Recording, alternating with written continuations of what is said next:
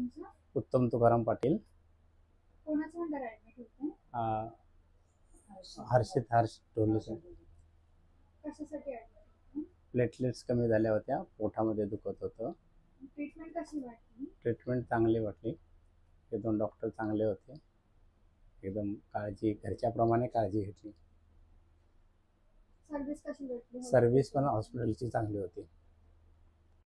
नमस्कार, माझं नाव डॉक्टर हर्षित ठोले आहे. मी सानपाडा येथील मिलेनियम हॉस्पिटलमध्ये as a consultant physician, intensivist आणि डायबिटॉलॉजिस्ट म्हणून कार्यरत आहे. उत्तम पाटील पेशंट जेव्हा आमच्याकडे आले, त्यांना गेले 4 ते 5 दिवस बरं नव्हतं, औषधं घेऊन देखील.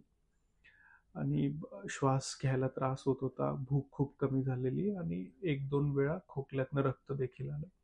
जेव्हा आम्ही इव्हॅल्युएट केलं तेव्हा असं जाणवलं की त्यांना सिव्हिअर कावीळ आहे. रक्तातली कावीळची लेवल 5 पटीने वाढलेली, किडनीवर सूज होती, तीही रिपोर्ट 4 पटीने वाढलेली, प्लेटलेट्सचं प्रमाण 50,000पेक्षा कमी होतं.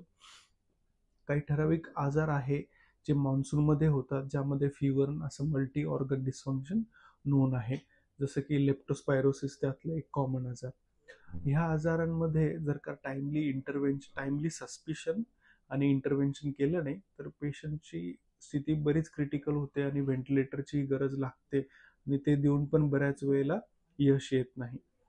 तर ह्या सिनारिओमध्ये आम्ही फॅमिलीला सगळं एक्सप्लेन केलं.